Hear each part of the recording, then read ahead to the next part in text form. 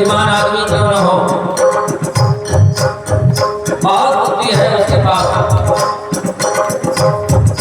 लेकिन भगवान का भजन नहीं है तो बुद्धि बेकार है। कितना भी सुंदर व्यक्ति हो, कितना भी सुंदर चेहरा हो,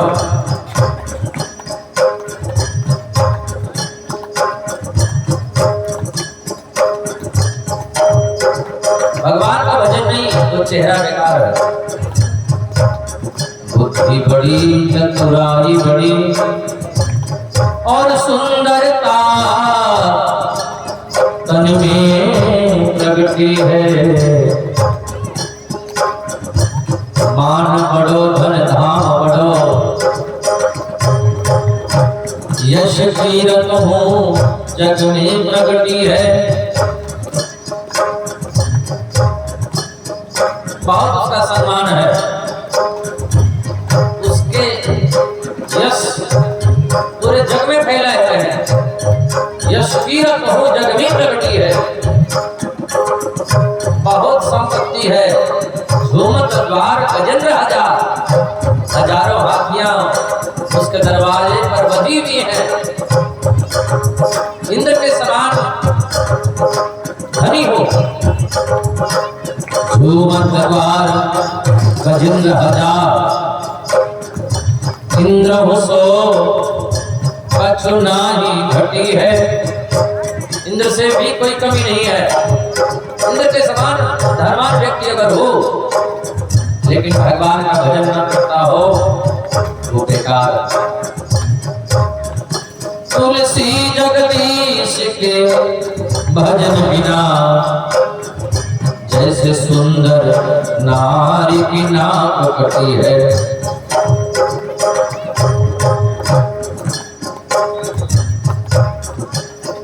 ये सब व्यक्ति के पास हो और भजन न हो तो वो व्यक्ति ऐसे लगता है जैसे कोई सुंदर स्त्री हो और उसकी नाक ही न हो। बोल राधे राधे, वो कैसी लगेगी? बेकार लगेगी। कितना भी सुंदर हो और नाक न हो बेकार। कितना भी बड़ा आदमी हो, धनी हो, पैसे वाला हो, मान सम्मान हो, यश फैला हुआ हो, लेकिन भगवान का भजन नहीं करता है तो जैसे सुंदर नारी की नाक कटी है वैसे लगता है। बुद्धि बड़ी, चतुराई बड़ी और सुंदरता नहीं करती है। मान बड़ो, धन धाम बड़ो, यश कीरत हो जग में प्रगति है। झूमत द्वार गजेंद्र हजार, इंद्र हो सो कछु नाही घटी है।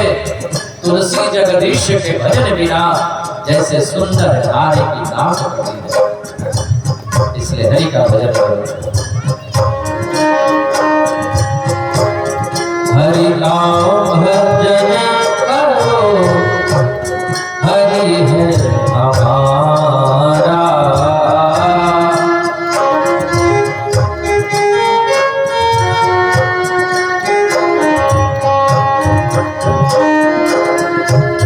हरि नाम भजन करो, हरि है हमारा।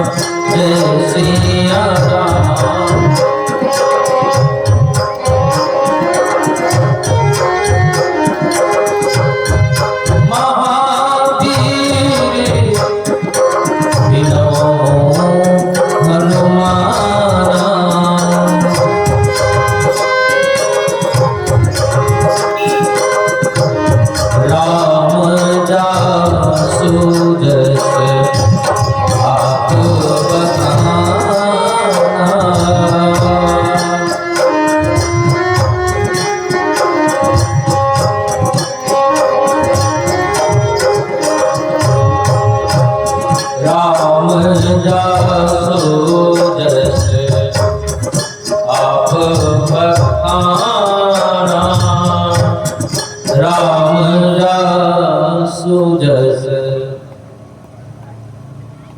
आप बखाना।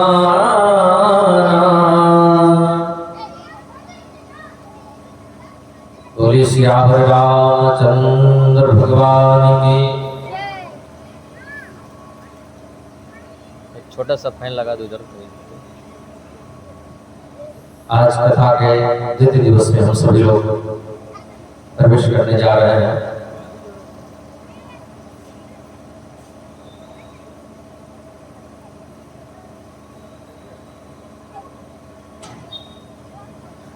कल कथा के प्रथम दिवस हम सभी लोग कथा की महिमा का गान किए। सत्संग की महिमा क्या है, यह कथा हम सभी लोगों ने श्रवण किया। और गोस्वामी तुलसीदास जी महाराज कहते हैं कि यहाँ पर सब लोग नहीं आ सकते हैं। ये जो स्थान है ना, ये जो भूमि है ना, यहाँ सब नहीं आ सकते हैं।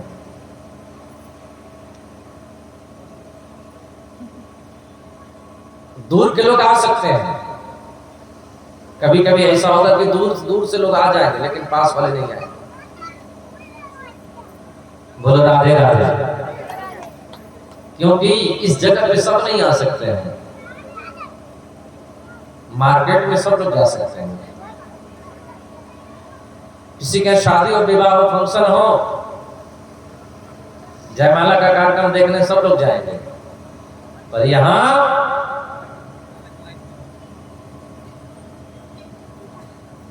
भगवान की जिस पर कृपा होती है वो आते हैं, वो नहीं आते हैं। जिस पर भगवान की कृपा होती है वो यहाँ नहीं आते हैं। तो कौन आते हैं यहाँ पे? जिस पर भगवान की अति कृपा होती है, अति कृपा होती है, वो लोग यहाँ आते हैं। तो जय श्री राम। यहाँ सब लोग नहीं आ सकते, सबका प्रवेश नहीं है इस दरबार में। गोस्वामी तुलसीदास जी महाराज कहते हैं,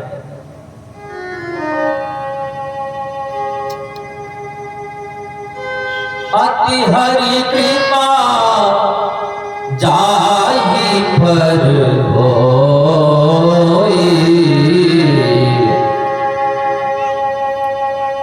अति हरि कृपा जाहि पर होई, अपाम धरे एहि मार्ग सोई। अति जिस पर कृपा होगी भगवान की, अत्यधिक, अति अति अति, जिसकी कोई सीमा ना हो।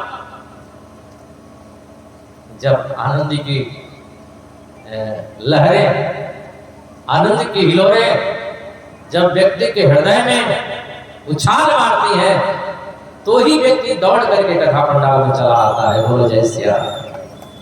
अति हरि कृपा जाहि पर होई, पाम भरे एहि मार्ग सोई।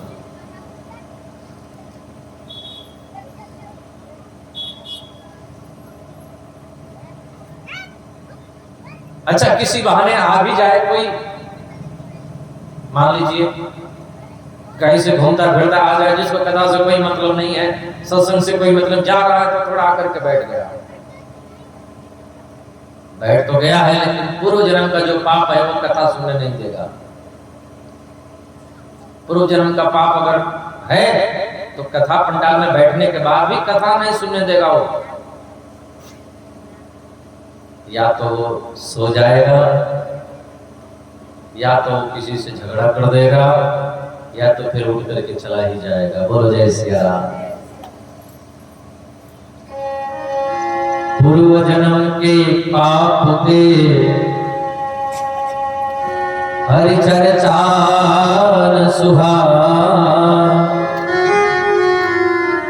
कि औंधे के लड़ पड़े कि घर को भग जाए। बोलो जय श्री राम। तो आज के दिन में, आज के बेला में हम सभी लोग अतिशय बड़ा भाग्य हैं। बड़े भाग से मनुष्य का तन मिला और उसमें भी बड़े भाग से भगवान की कथा सुनने को मिल रही है। अतिशय बड़ा भाग्य। बाकी तो और सारी चीजें सुनने को फ्री में मिल जाती हैं। निंदा सुनने को फ्री में मिल जाएगी, गालियां सुनने को फ्री में मिल जाएगी, इधर उधर की बातें सुनने को फ्री में मिल जाएगी। बाकी बातें तो हम दिन रात सुनते ही रहते हैं। पर यह बात सुनेंगे, यह तो अमृत है। अमृत को किसी ने देखा है क्या? तो आप कहेंगे कि महाराज जी अमृत को आपने देखा है क्या? तो हम कहेंगे हमने भी नहीं देखा है। बोल राधे राधे। तो अमृत को ना आप लोगों ने देखा, ना हमने देखा, न किसी ने देखा, इसका मतलब अमृत होता ही नहीं होगा, तभी तो किसी ने नहीं देखा। अगर अमृत होता तो सब लोग देखे होते। आप तो यही कहोगे, हम भी कहेंगे कि अमृत होता ही नहीं होगा। अगर होता तो हम लोग आज तक जरूर देखते। आप लोगों में से किसी ने अगर देखा हो तो बता दो भैया, हम भी देख लेंगे चल के अमृत।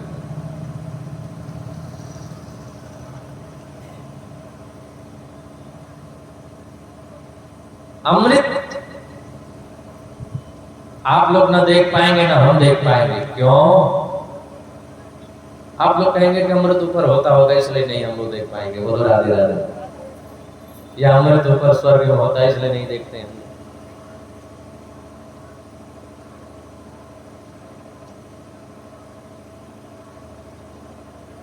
ऐसी बात नहीं है। अमृत आप लोगों ने नहीं देखा, अमृत हमने नहीं देखा।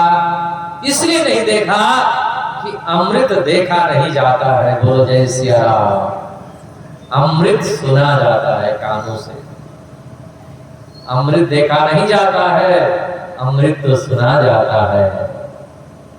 ये कथा अमृत है, कथा अमृत है। अमृत देखा नहीं जाता, अमृत सुना जाता है। तब कथामृतम तप्त जीवनम कर्मविरीडितम कल्मषापहम। गोपियां कहती हैं, हे कन्हैया हम कब का मर गई होती। कन्हैया ने कहा अमृत का पान किया होगा। बोले नहीं, अमृत का पान नहीं करते हम, अमृत कानों से सुनते हैं। आपकी कथा जो है वो अमृत है। तब कथामृतम तप्त जीवनम।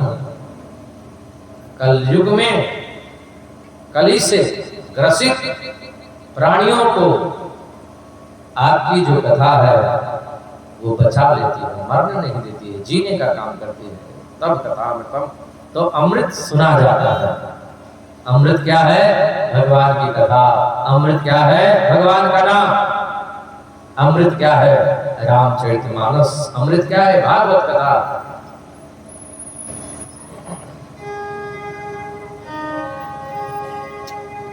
अमृत है हरि नाम जगत में, इसे छोड़ विषय विष पीना क्या। हरि नाम नहीं तो जीना क्या, हरि नाम नहीं तो जीना क्या। बजाइए ताली और गाइए, हरि नाम नहीं तो जीना क्या। अब तबला वादक कोई मिल जाता तो बजाता, अच्छा रहता। नहीं तो आप लोग को ताली ही बजाना पड़ेगा, और हमको तो ताली ही अच्छी लगती है। हरि नाम नहीं तो जीना क्या हरि नाम।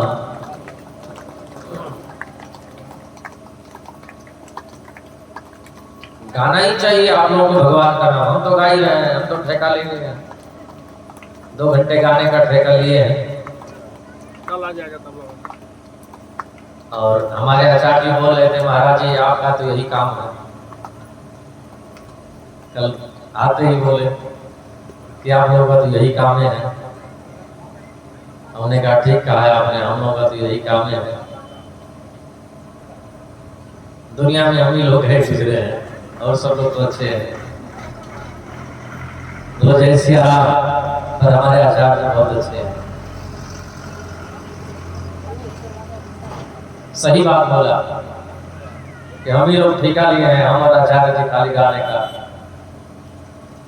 आचार्य जी पहले से आके बैठ जाते हैं और हम भी गाते रहते हैं। आप लोगों को बार बार कहने पर भी आप लोग नहीं गाते हैं। सब लोग आए। एक मैया हमसे बोले थी कल गाने के लिए, वो मैया कहाँ है, किधर है मैया? तो गाइए सब लोग, बड़ी अच्छी बात है, गाना चाहिए।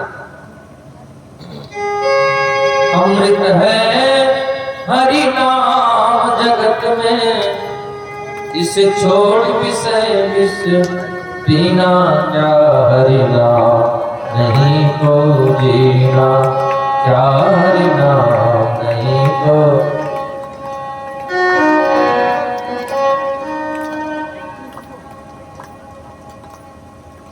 ये अनीलो रे कोথায় ছিল रे मधुमाखा हरिना।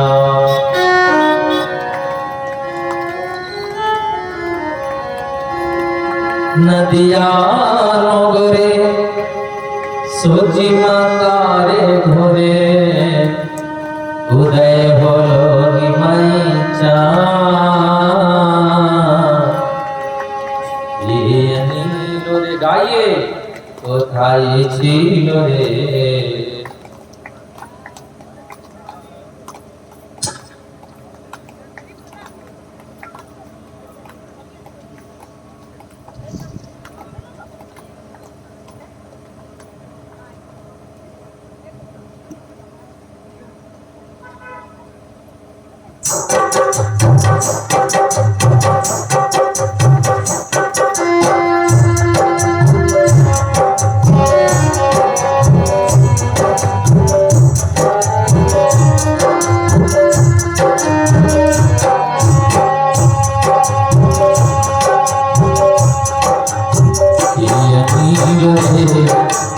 कोথায় ছিল রে মধুমাখা হরিনা। কোথায় ছিল রে মধুমাখা হরিনা। নদিয়া নগরে সজি মাতারে ঘরে, নদিয়া নগরে সজি মাতার ঘরে, উদয় হলো মাই নীল রে কোথায় ছিল রে মধুমাখা হরিনা।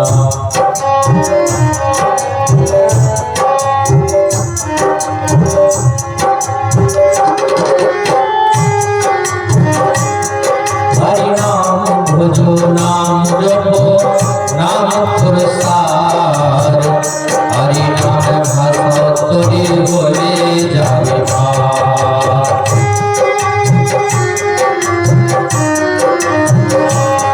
हरि नाम भजो नाम जपो नाम पुरस्कार, हरि नाम भाषा तोरे बोले जावे पार।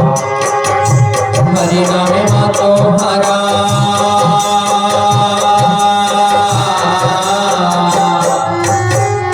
हरि नाम मातो हरा सारा ब्रजधाम। नील रे कोথায় ছিল রে मधुमाखा हरिना। नील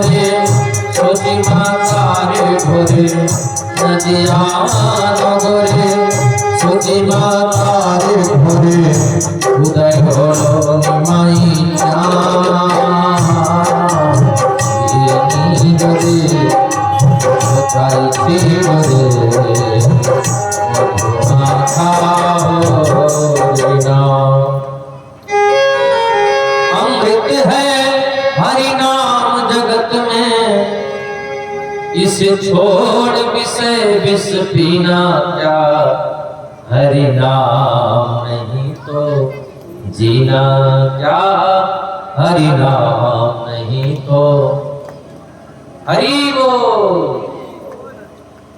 कई बार हम लोग उदास हो जाते हैं, निराश हो जाते हैं, जीवन से उब जाते हैं, तो कहाँ जाते हैं? भगवान के दरबार में जाते हैं तो थोड़ा जीवन मिल जाता है, थोड़ा उत्साह मिल जाता है, थोड़ी जीने की लालसा बढ़ जाती है। यदि भगवान ना होते, हरि नाम ना होता, तो फिर हम लोग कहाँ जाते? तो ये अमृत है, हरि नाम जीने का काम करती है, जिलाने का काम करती है। कथा अमृत है, अमृत देखा नहीं जाता है, अमृत कानों से सुना जाता है।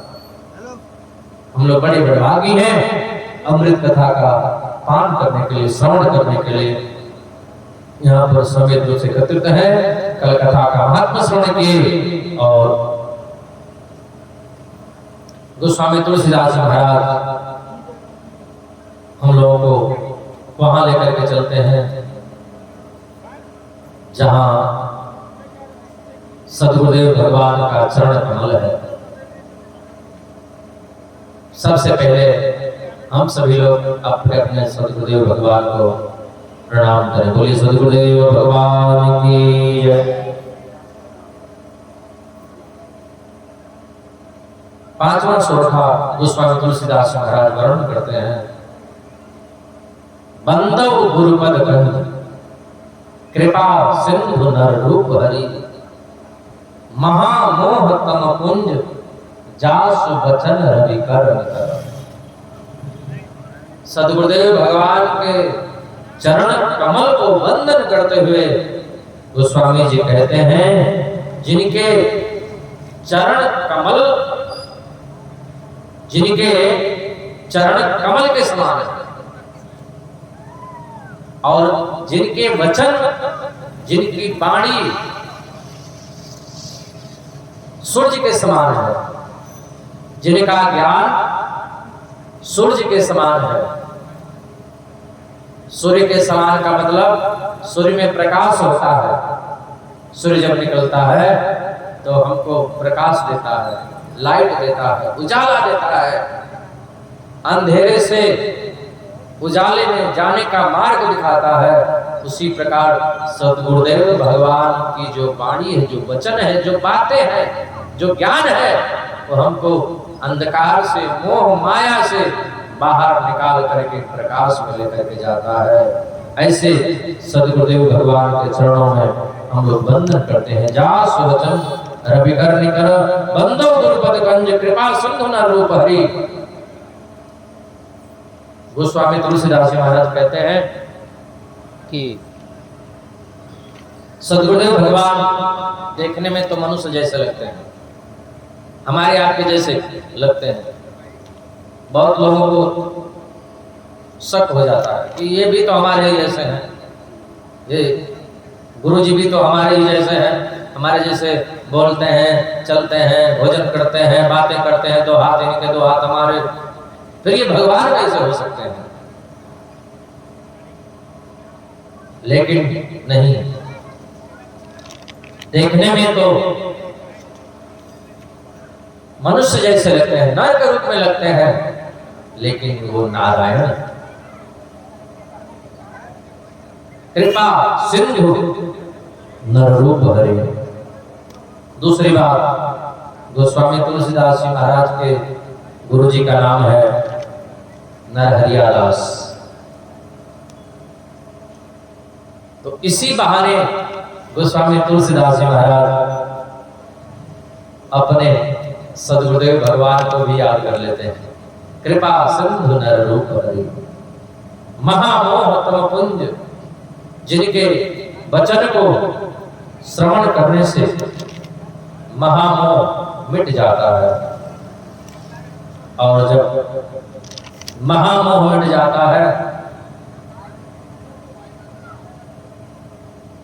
तब भगवान के चरणों में प्रीति होती है। भगवान ऐसे थोड़ी मिल जाते हैं कि फट से जाओ, दो अगरबत्ती जलाओ, भगवान मिल गए। जब तक मोह नहीं जाएगा तब तक भगवान के चरणों में अनुराग नहीं होगा, प्रेम नहीं होगा, प्रीति नहीं होगी। हमारा मोह तो संसार में लगा है, तो फिर भगवान में कैसे प्रीति होगी?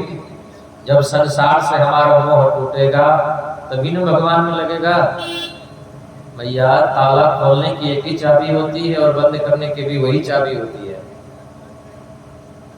चाबी से ही ताला खुलता है और उसी से बंद होता है। एक ही चाबी होती है, इधर घुमाओ ताला खुला, इधर घुमाओ ताला बंद, मन एक ही होता है। इधर घुमाओ संसार में, इधर घुमाओ भगवान में। अब चाहे संसार में लगाओ चाहे भगवान में लगाओ। बोलो जय श्री राम। महामोह तम पुंज जास वचन रवि कर निकर। और ये काम होता है सत्संग से।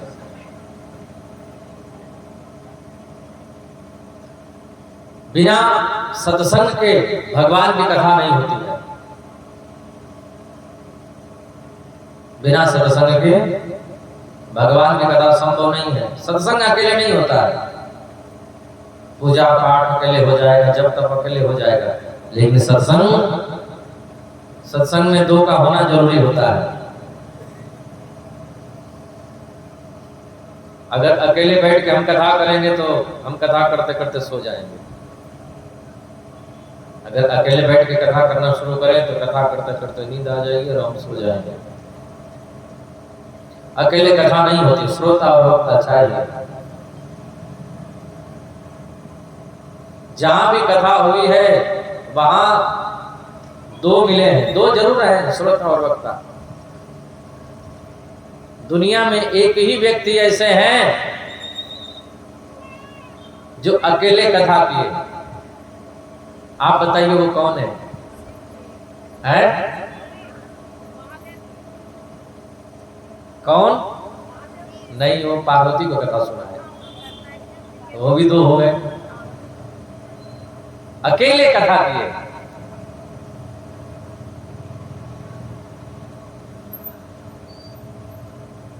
बोली भागवत भगवान की जय, कृष्ण कन्हैया लाल की जय, बोले राजा रामचंद्र भगवान की। आप सब लोग जानते हैं वो कौन है, सब लोग जानते हैं। वो है गोस्वामी तुलसीदास जी महाराज। बोलो जय श्री राम। अकेले कथा किए, इनका कोई श्रोता नहीं। पूरी कथा हो गई, इनका श्रोता पकड़ा नहीं गया कि आखिर किसको कथा सुना रहे थे। अंत में जब गोस्वामी तुलसीदास जी महाराज ने बोला तब पकड़े गए कि इनका श्रोता यही था। लास्ट में जब बोले पाई नहीं गति पतित पावन, राम भज सुन सठ मना, पाई नहीं गति पतित पावन, राम भज सुनो सठ मना।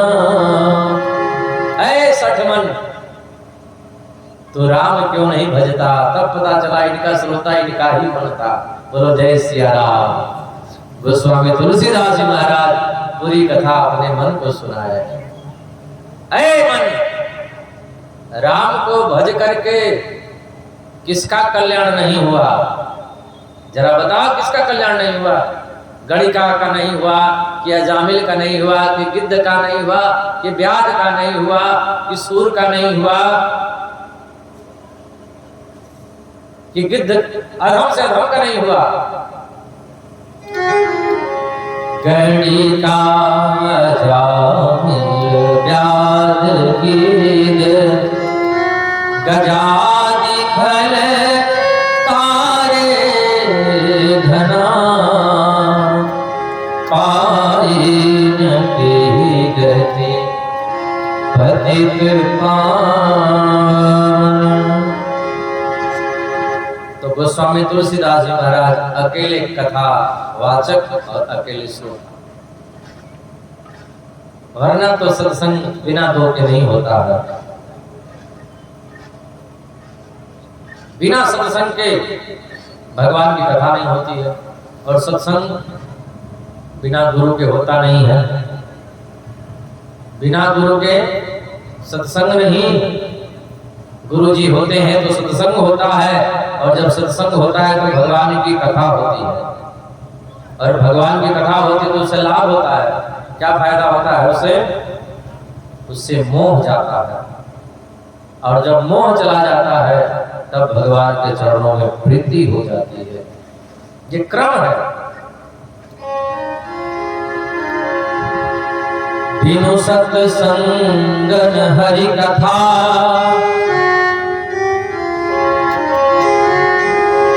तेहि बिन मोहन भाग, मोह गए बिन राम पद, मोहिन दृढ़ अनुराग। और जब मोह चला जाएगा तो भगवान के चरणों में प्रीति हो जाएगी, अनुराग हो जाएगा। और जब भगवान के चरणों में अनुराग हो जाएगा तब गोस्वामी जी कहते हैं कि भगवान मिल जाएंगे।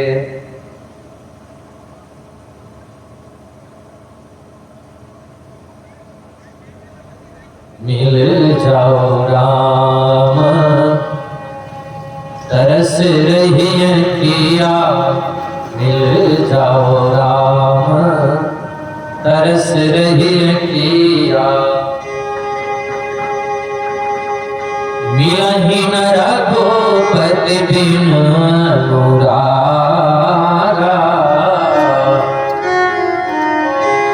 बिना प्रेम के बिना अनुराग के भगवान नहीं मिलते हैं। भगवान तो सब जगह है। कहाँ नहीं है भगवान? कोई ऐसी जगह बता दो कि जहां भगवान नहीं है। सब जगह भगवान है और सबके भीतर है। कोई ऐसा यहाँ पर नहीं है, चाहे कहीं भी पूरे विश्व में, पूरी दुनिया में कोई ऐसा एक भी व्यक्ति नहीं है जिसके भीतर परमात्मा न हो। सबके भीतर है। पर बिना अनुराग के वो प्रकट नहीं होते हैं। बिना प्रेम के, बिना प्रेम रिझे नहीं। नटवर नंद किशोर। राम राम तो सब कोई कहता है, राम राम सब कोई कहे, ठग भी राम राम कहता है। बोलो जय श्री राम। ठग भी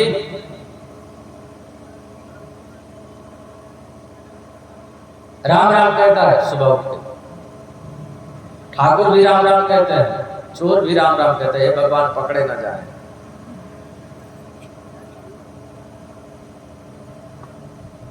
राम राम सब कोई कहे, ठग ठाकुर और चोर। चोर कहता है हे भगवान हम पकड़े न जाएं, और सेठ जी कहते हैं भगवान चोरी न हो हमारी।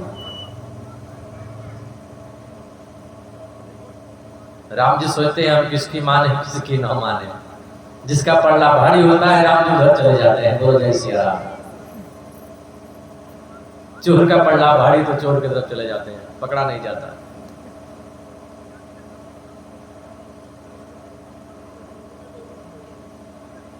तो चोर कहता है हे भगवान पकड़े न जाए। सेठ जी कहते हैं भगवान चोरी न हो। लेकिन साधु कहता है हे भगवान हमारा सब चला जाए, हमारा सब कुछ चला जाए। एक बार गोस्वामी तुलसीदास जी महाराज अपनी कुटिया में बैठे हुए थे।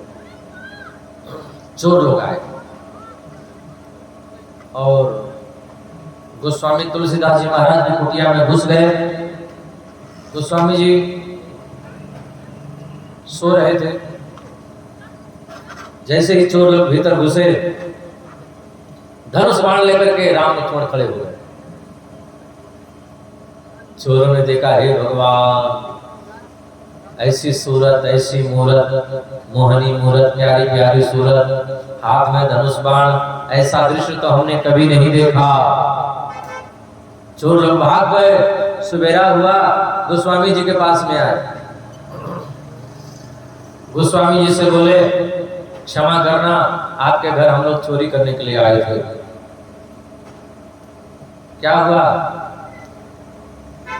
आपके घर हम लोग चोरी करने आए थे, पर 2 धनुष बाण लेकर के पहरे दे रहे थे। गोस्वामी तुलसीदास जी महाराज की आंखों में आंसू आ गए, रोने लगे। हमारे सामान की रक्षा करने के लिए हमारे ठाकुर जी को आना पड़ा, हमारे कुटिया की रखवाली करने के लिए हमारे राम जी को आना पड़ा। नेत्रों में अश्रुधार बह पड़ी, रोने लगे। सुबेरा हुआ, सुबेरा होते ही अपने कुटिया का सारा सामान निकाल करके गंगा जी में बहा दिया। न हमारा सामान रहेगा, न राम जी को तकलीफ करना पड़ेगा, पहरा देना पड़ेगा। चोर चोर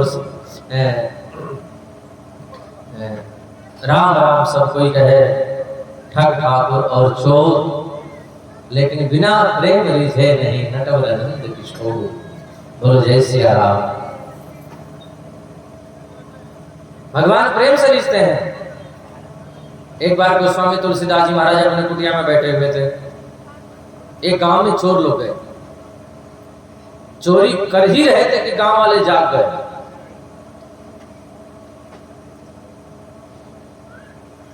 जैसे ही गांव वाले जगे, चोर भगे। अब कहां जाएं, चारों तरफ से घिर गए और सामने गंगा जी थी। गंगा जी को पार करना था। गंगा जी में उफान, बाढ़ आ गई थी, बहुत जल था गंगा जी में। चोर तो समझ गए कि अब पकड़े जाएंगे। बहुत लोग ऐसे होते हैं कि किसी को नहीं मानते हैं, भगवान को भी नहीं मानते हैं, माता पिता को भी नहीं मानते हैं, गुरु को भी नहीं मानते हैं। जो किसी की नहीं मानता वो अपने आप मान जाता है। बोलो जय श्री राम।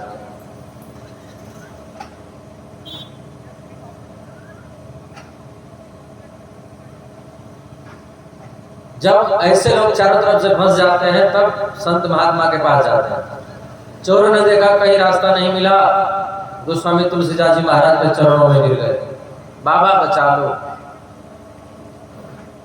हम लोग चोर हैं, उस गांव से चोरी करके आ रहे हैं, अब हम लोग मारे जाएंगे, सामने गंगा जी है, कैसे भी करके गंगा जी को पार करवा दो। आप तो संत हो, आप तो महात्मा हो, आप सब जानते हैं।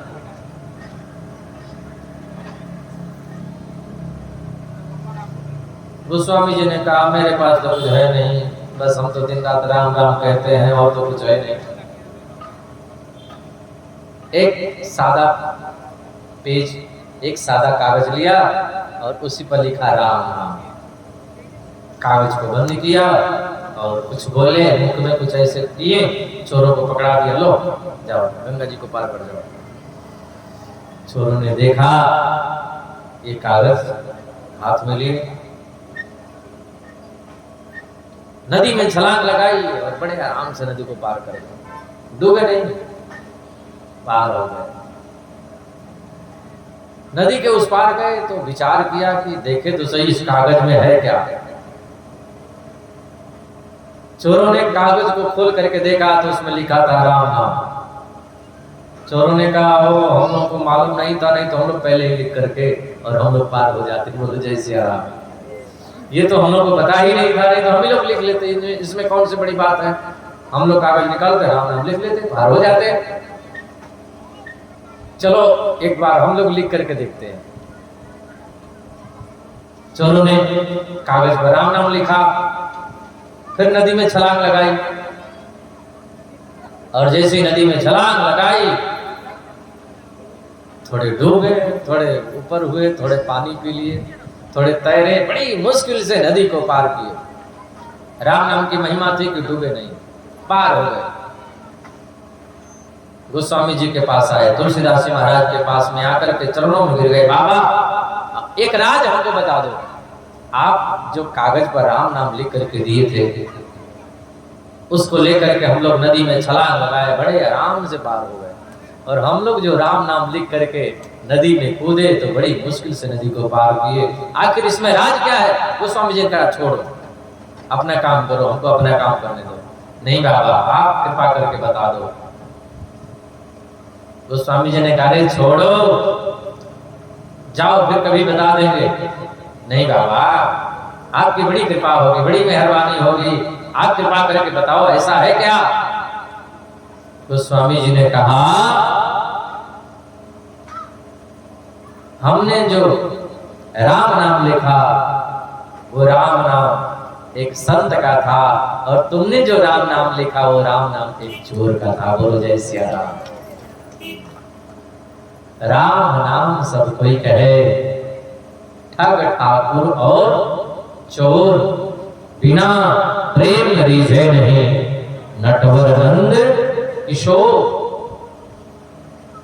तो सत्संग जब होगा तब भगवान की कथा होगी, भगवान की कथा होगी तो मोह जाएगा, और जब मोह जाएगा तब अनुराग होगा, प्रेम होगा, और जब प्रेम होगा तो भगवान मिल जाएंगे। ये सब काम सद्गुरुदेव भगवान करते हैं। इसलिए आइए हम सभी लोग मिल करके सद्गुरुदेव भगवान को प्रणाम करें। बोले सद्गुरुदेव भगवान की जय। अब गोस्वामी तुलसीदास जी महाराज यहाँ से चौपाइयों का वर्णन करते हैं, गुरु वंदना से चौपाइयों का प्रारंभ करते हैं। आइए हम लोग आए। बंदो गुरु पद पदुमा परागा,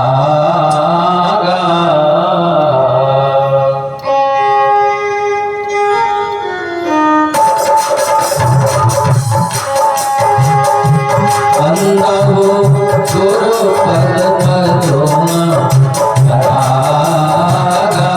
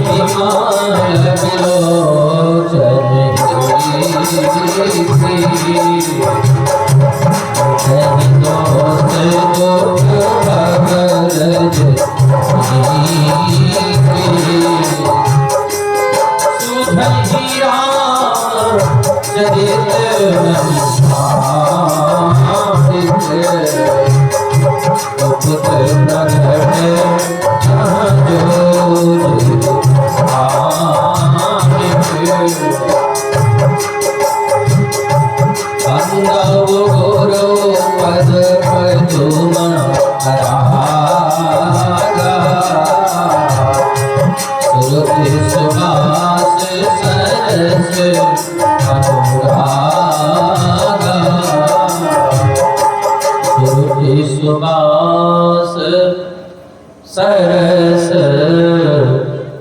अनुरागा। सदगुरुदेव भगवान के चरणों को प्रणाम नहीं करते हैं, सदगुरुदेव भगवान के चरणों की धूलि को प्रणाम करते हैं। गोस्वामी तुलसीदास जी महाराज, जिसको सदगुरुदेव भगवान की कृपा चाहिए, कृपा अगर लेनी हो तो चरणों को नहीं, सदगुरुदेव भगवान के चरणों की धूलि को प्रणाम करें। चरणों की जो कुछ है चरणों की धूलि में है,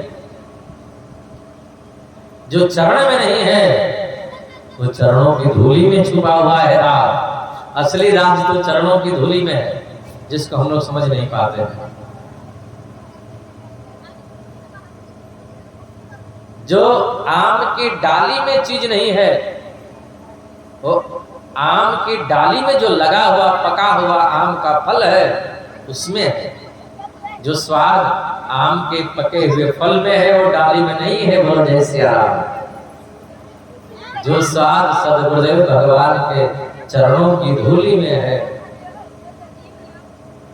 वो कहीं और नहीं है। इसीलिए तो कहा जाता है कि राधे तेरे चरणों की गर धूल जो मिल जाए, सच कहता हूं मैं मेरी तकदीर बदल जाए। बंदव गुरु पद पद्म परागा, सूरज सुबास सरस अनुरागा। अमीय मोरी में चूरन चारो, समन सकल भवरुज परिवारो। सद्गुरुदेव भगवान के चरणों की धूली भाव रोग को नाश करने वाली है। जैसे चूरन हम खा करके स्वस्थ हो जाते हैं, उसी प्रकार सद्गुरुदेव भगवान के चरणों की धूली वो चूरन का काम करती है। वैसे तो धूली अपवित्र मानी गई है, सबके पद का प्रहार सहन करती है।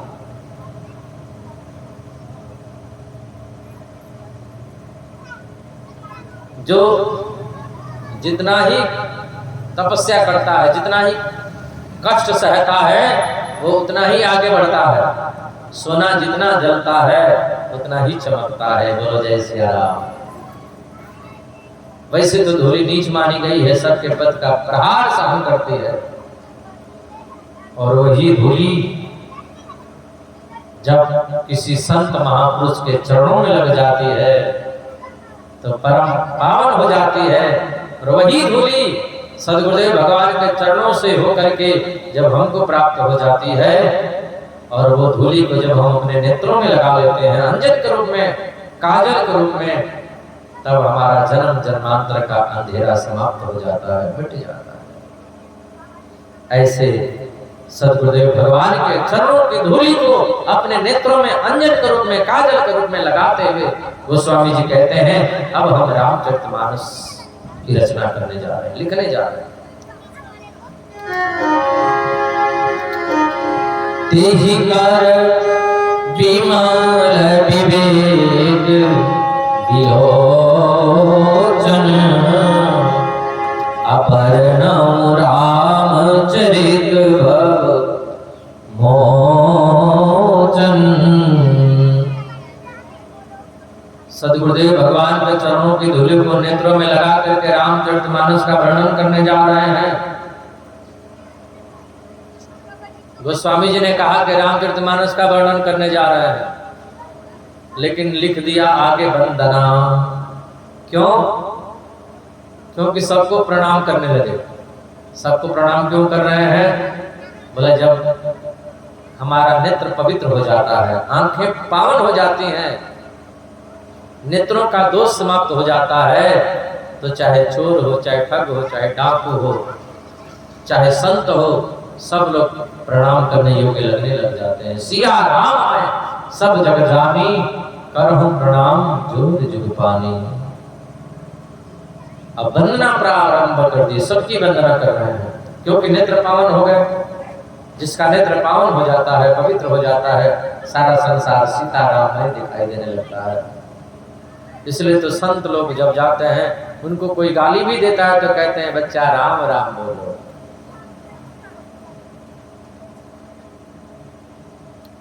सर्वप्रथम आकाश के देवताओं की वंदना बाद में किए।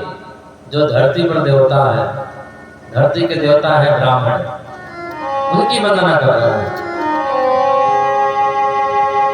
वंदौ प्रथम महीसुर चरना, मोह जनित संशय सब हरना। संतों की वंदना, ब्राह्मणों की वंदना, चोरों की वंदना, देवदत्तों की वंदना, खलों की वंदना, दुष्टों की वंदना, खलों की भी वंदना करते हैं। खल किसको कहते हैं? एक संत कहते थे खल उसी को कहते हैं जिसका एक ही काम है, केवल खाए और लड़े। खा माने खाए और ल माने लड़े। खा का मतलब खाए और ला का माने लड़े, वही खल है। दिन भर लड़े, भूख लगे तो खा ले और नहीं तो लड़े, खल। एक महात्मा जी कहते थे कि थोड़ा और इसमें संशोधन कर दो। क्या? खल का मतलब होता है जिसका खाए उसी से लड़े। बोलो जय सिया राम। जिसका खाए उसी से लड़े।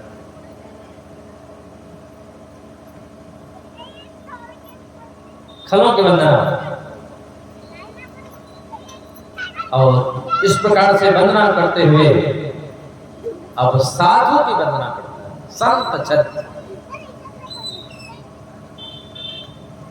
आजकल लोग कहते हैं कि दुनिया में संत है ही नहीं, बहुत लोग ऐसे कहते हैं साधु है ही नहीं। अरे हम जो जी रहे हैं, जो श्वास ले रहे हैं, जो हमको पानी मिल रहा है, यह सब संतों की कृपा से मिल रहा है। संत न होते जगत में तो जली जात ब्रह्मांड, ये ब्रह्मांड जल जाता है अगर साधु न होते इस धरती पर तो। और हमारी पहुंच नहीं है, हमारी परख नहीं है। हीरे की पहचान तो जौहरी ही कर सकता है, तो साधु की पहचान कोई सत्संगी ही व्यक्ति कर सकता है, साधारण लोग थोड़ी कर सकते हैं। जिन्होंने जीवन में कभी सत्संग नहीं किया, कभी कथा नहीं सुनी, कभी संत समागम नहीं किया, वो संत को नहीं पहचान पाएंगे। संत को ढोंगी समझ लेंगे और ढोंगी को संत समझ लेंगे। बहुत जैसे असली को नकली और नकली को असली समझ लेंगे।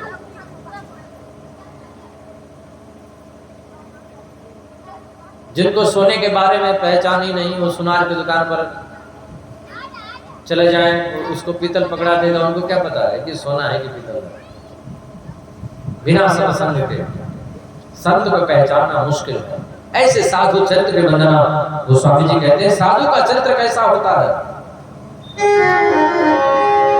साधु चरित शुभ चरित कपासो, निरस विसद गुणमय फल जासो। साधु का चरित्र जो होता है कपास के पुष्प की तरह, कपास के फूल की तरह होता है। कपास का पुष्प सफेद होता है, उज्जवल होता है, वैसे ही साधु का जीवन बिल्कुल सादा सिंपल होता है, उज्जवल होता है, निरस, न उसमें कोई विशेष आग्रह होता है, न कोई विशेष रंग होता है। ऐसा संत का जीवन होता है। और गोस्वामी जी कहते हैं कि संत वो जो अपने तो दुख सहते हैं, अपने तो कष्ट सहते हैं, पर दुनिया को सुख प्रदान करते हैं, सुख देते हैं। खुद दुख सह करके और दूसरों को जो सुखी करे वही साधु है। साधु का मतलब ये नहीं कि बड़ी बड़ी दाढ़ी हो, बड़े बड़े बाल हो, पीले पीले कपड़े हो, वो साधु, वो भी साधु है, ऐसा नहीं। लेकिन जिसके भीतर ये भाव आ जाए कि हम दुखी हो जाएं और हम कष्ट सह करके दूसरे को सुखी कर लें, वही साधु। वो चाहे किसी वेश में हो, चाहे पैंट शर्ट पहनता हो तो भी साधु है, चाहे साड़ी पहनती हो माँ बहन तो भी साधु है, चाहे दुकान पर बैठे हो तो भी साधु है, चाहे कुछ भी करे वो साधु। जिसके भीतर ये भाव आ जाए, ये स्वभाव आ जाए, जो सही दुख परिचिद्र दुरावा बंधनीय यही जग जस आवा। संतों का जो समाज है वो स्वामी जी कहते हैं वो तीर्थराज नहीं है। तीर्थराज प्रयाग है, केवल तीर्थ नहीं है। संतों का जो समागम केवल तीर्थ नहीं बल्कि तीर्थराज प्रयाग है। बुद्ध मंगल में संत समाजू, जो जग जंगम तीर्थराजू। राम भगति जहां सुर सरिधारा, राम भगति जहां सुर सरिधारा, असर सही ब्रह्म विचार प्रचारा।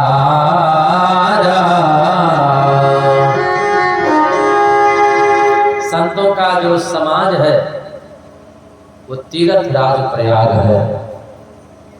वो कैसे? प्रयागराज में तो 3 नदियां हैं,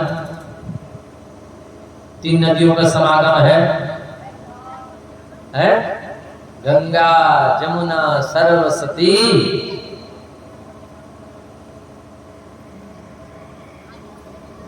गंगा यमुना सरस्वती, गंगा जमुना सरस्वती प्यार का पैगाम है। जहां पे तीनों हिल मिल जाए उसी का संगम नाम है बोलो जय सिया राम। तो संतों के भी जीवन में तीनों नदियां रहती हैं, गंगा जमुना सरस्वती। संतों के भीतर भी तीनों नदियां हैं, बहती हैं, गंगा जमुना सरस्वती। कौन कौन? राम की भक्ति, राम की भक्ति वही गंगा है। कर्म ही यमुना है और ज्ञान ही सरजू है। राम भगति जहाँ सुर सरी धारा, सरसई ब्रह्म विचार प्रचारा।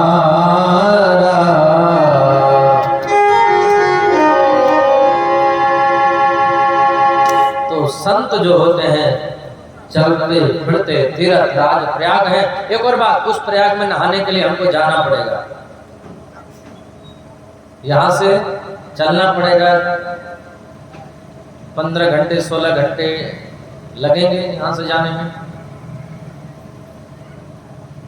लेकिन संतों का जो प्रयाग है, संतों के समाज रूपी जो प्रयाग है, वहां जाना नहीं पड़ेगा। संत लोग तो चल करके हमारे पास आ जाते हैं बोलो जय सिया राम। उद्धार करने के लिए, समाज का कल्याण करने के लिए, जगत का कल्याण करने के लिए संत लोग चले करके आ जाते हैं। तो सब मिल जाता है लेकिन संत समागम नहीं मिलता। तात मिले, पुनिमात मिले, सुतभ्रात मिले, युवती सुधाई, राज मिले, गजबाज मिले, सब साज मिले, मनवांछित पाई। लोक मिले, परलोक मिले, विधिलोक मिले, वैकुंठ हो जाई। सुंदर और मिले सब ही पर संत समागम दुर्लभ हुआ। संत का समागम बड़ा दुर्लभ है। सत्संगति दुर्लभ संसारा, निमिष दंड भरि एक बारा। तो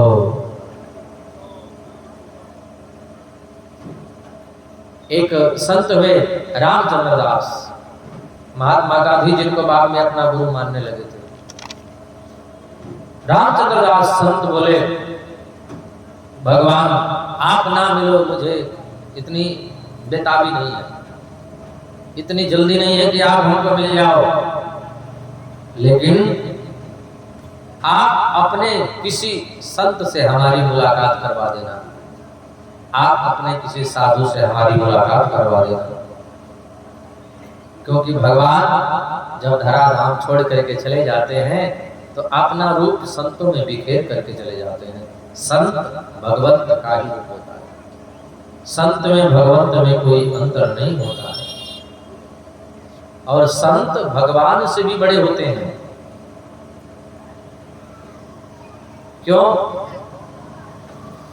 बोले भगवान चल करके हमारे पास नहीं आएंगे, हम चाहे डूबे चाहे मरे, लेकिन संत कृपा करने के लिए, हमको उबारने के लिए, मोह माया से दूर निकालने के लिए चल करके हमारे पास में आ जाते हैं। लेकिन संत और भगवंत में अंतर नहीं होता है। भगवान ही संत का वेश बना करके विचरण करते हैं। ऐसे संतों के चरणों में हम लोग वंदन करते हैं, बार बार प्रणाम करते हैं। बंधु संत समान चित, हित अनहित नहीं को, जिनका हित और अनहित कोई नहीं होता है, ऐसे संतों के चरणों में वंदन करते हुए गोस्वामी तुलसीदास जी महाराज अब हमको वहां ले चलते हैं। कहां? परम पावन नगरी अयोध्या में। बोलिए अयोध्या धाम की, अयोध्या की वंदना करते हैं। बंदो अवधपुरी अति पावन, असर जो सर कली कलुष नसावन।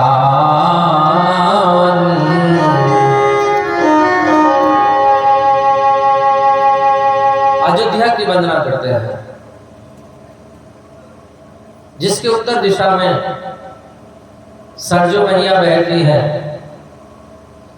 अयोध्या की वंदना करने के बाद कौशल्या जी की वंदना करते हैं। बंदव कौशल्या ऋषि प्राची, और उसके बाद महाराज दशरथ की वंदना। बंदव अवध भुआ, बंदव अवध भुआ, सत्य प्रेम जेहिराम पर विचुरत दीन दयाल, प्रिय तन तृण इव परिहर। महाराज दशरथ की, राजा दशरथ की वंदना करते हैं। दशरथ की वंदना नहीं, राजा दशरथ की वंदना। रहीम बाबा को बहुत खराब लगा, ये तुलसीदास जी साधु होकर के राजा को प्रणाम कर रहे हैं। संत किसी के सामने झुकता नहीं है, केवल भगवान को प्रणाम करता है। भगवान को बड़ा, चाहे दुनिया का कोई कितना भी बड़ा राजा हो, चाहे पूरी दुनिया का कोई मालिक हो, साधु उसको प्रणाम नहीं करता।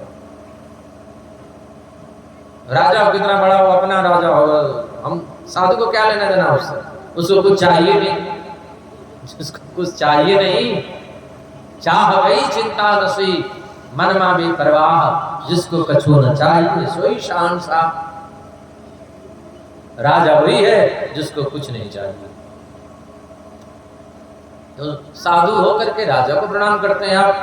रहीम बाबा ने गोस्वामी जी से प्रश्न कर दिया कि आप एक साधु और एक दशरथ राजा को वंदन कर रहे हैं, प्रणाम कर रहे हैं। गोस्वामी जी ने कहा, मैं राजा को प्रणाम नहीं कर रहा हूं, तो किसको प्रणाम कर रहे हैं? मैं राम के पिता को प्रणाम कर रहा हूं। बोल जय सिया राम। राम के नाते मैं उनको प्रणाम कर रहा हूं, क्योंकि राम के पिता है, भगवान राम के पिता, जिन्होंने ब्रह्म को बेटा बना लिया, परमात्मा को जिन्होंने धरती पर बुला लिया, सारी दुनिया को अपनी गोद में खिलाने वाले, जो कौशल्या की गोदी में खेल रहे हैं, ऐसे महाराज दशरथ को हम वंदन करते हैं, प्रणाम करते हैं। और दशरथ जी की वंदना करने के बाद अब जनक महाराज जी के परिवारों की वंदना करते हैं। जनक महाराज के परिवारों की वंदना करते हुए अब चारों भाइयों की वंदना। लेकिन चारों भाइयों में सबसे बड़े राम जी हैं, तो राम जी की वंदना करनी चाहिए ना। तो राम जी की वंदना बाद में किए, भरत जी की वंदना पहले प्रारंभ कर दिए। राम जी की वंदना बाद में किए हैं, पहले भरत जी की वंदना। क्यों? क्योंकि गोस्वामी जी ने योग न्याय दे दिया।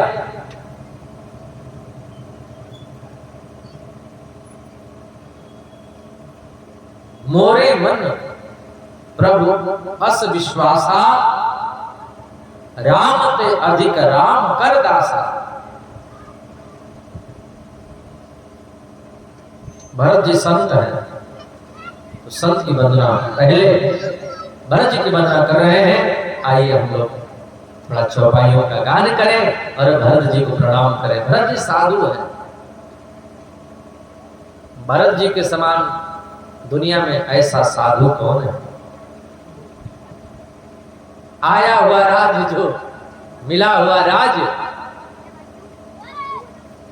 जो छोड़ दिए भाई के लिए, ऐसा साधु कहां मिलेगा?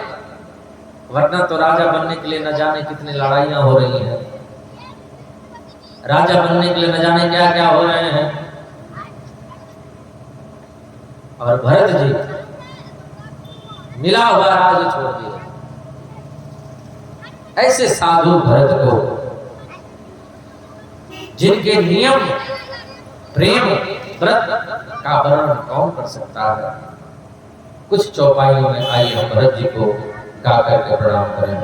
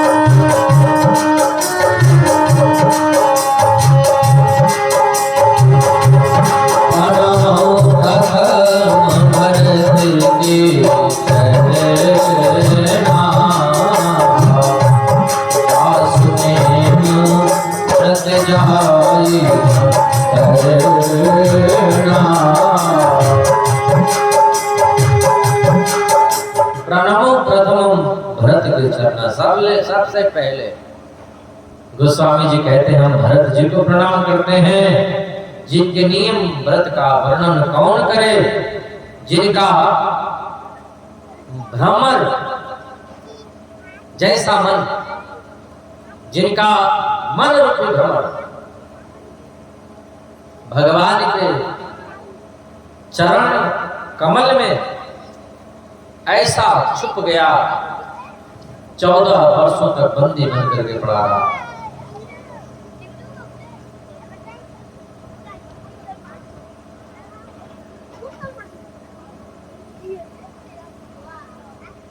किसी ने पूछा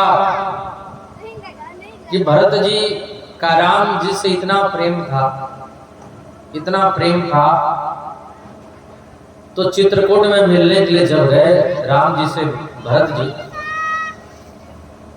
और मिल करके जब अयोध्या में वापस आए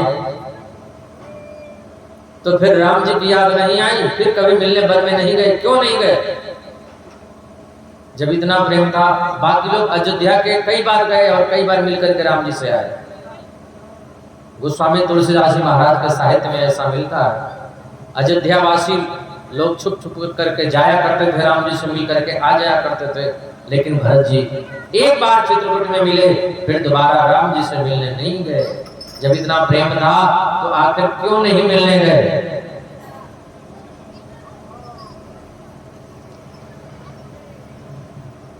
तो कहते हैं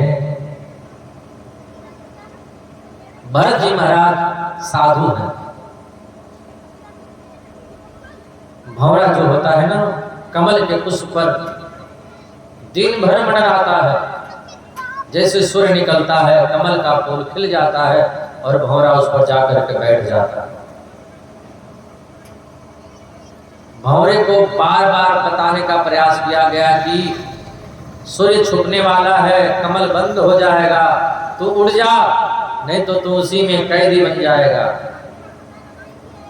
बाद में सूर्य छुप जाता है, कमल बंद हो जाता है, भंवरा उसी में कैद हो जाता है।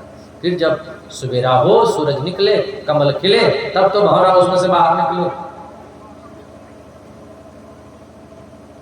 जब से भगवान श्री रामचंद्र जी अयोध्या को छोड़ करके चले गए, अयोध्या में 14 वर्षों तक रहन हो गई। भरत का मन रूपी भ्रमर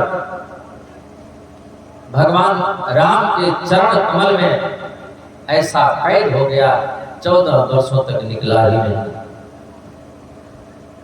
ऐसे भरत जी को हम लोग वंदन करते हैं, प्रणाम करते हैं।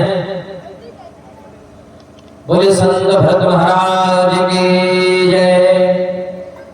भरत जी की वंदना करने के बाद गोस्वामी जी लखनलाल की वंदना करते हैं। बंदव लक्ष्मण पद जल जाता, शीतल सुभग भगत सुख जाता, रघुपति कीरति विमल पताका, गंड समान भयम जस जाका। गोस्वामी जी भगवान लखनलाल के चरणों की वंदना करते हैं, जिनके चरण शीतल है, सुंदर है, सुभग है। लेकिन लखनलाल के पैर सुंदर कैसे हो सकते हैं? बिना चरण पादुका के, बिना चप्पल के, जो जंगल में चल रहे हैं, 14 वर्षों तक जंगल में घूमने वाले लखनलाल बिना पदत्राण के, बिना चरण पादुका के, उनके चरण सुंदर कैसे हो सकते हैं? लेकिन गोस्वामी जी कहते हैं कि उनके चरण सुंदर हैं।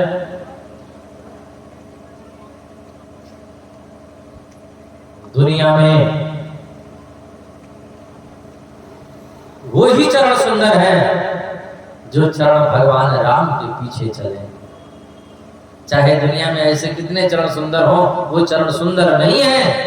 चरण वही सुंदर लगते हैं जो राघव के, जो भगवान राम के कदम में कदम मिला करके चरण चले, जो भगवान राम के चरण पर चले, जो भगवान राम के कदम में चले, वही चरण सुंदर हैं। इसलिए गोस्वामी जी कहते हैं लखनलाल के पैर चरण सुंदर हैं। ऐसे लखनलाल की वंदना करते हुए आओ सबसे छोटे भैया शत्रुघ्न जी की वंदना।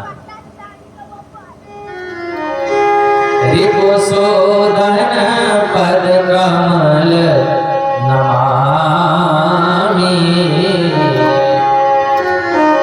सूर सुशील भरत अनुगामी। भरत जी महाराज लोभ पास जही गर्म बधावा, भरत जी ने लोभ को मारा, मंत्रा लोभ का प्रतीक है। ऐसे भरत जी को गोस्वामी जी वंदन करते हैं, शत्रुघ्न जी को वंदन करते हैं, और शत्रुघ्न महाराज को वंदन करते हुए चारों भाइयों की वंदना करते हुए अब बीच में ला दिए हनुमान जी महाराज को। बोले कौन सुन हनुमान जी महाराज की जय। हनुमान जी महाराज को इसलिए वंदना करते हैं कि बिना हनुमान जी महाराज की कृपा के राम जी की कथा नहीं हो सकती है। हनुमान जी ने ही कृपा किया है कि आप लोग राम कथा सुन रहे हैं। बोलिए कौन सुन हनुमान जी महाराज की।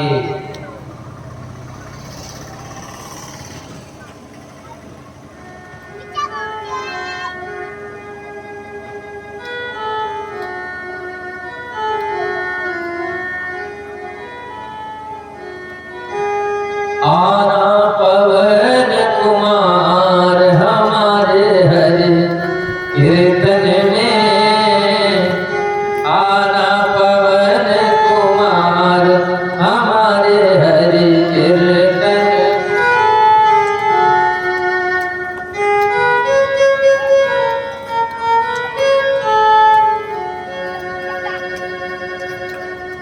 ऐसे हनुमान जी को वंदन करते हैं, प्रणाम करते हैं। महावीर विनो हनुमाना, महावीर विनो हनुमाना, राम जासु जस आप बखाना। बोले पवन सुत हनुमान जी महाराज की। हनुमान जी की वंदना करने के बाद जनक नंदनी सीता जी की वंदना करते हैं और फिर बाद में राम जी की वंदना करते हैं। और राम जी को वंदना करते हुए, प्रणाम करते हुए राम नाम की वंदना करते हैं। भगवान का नाम बंदव नाम राम रघुवर को, राम से भी बड़ा है राम का नाम,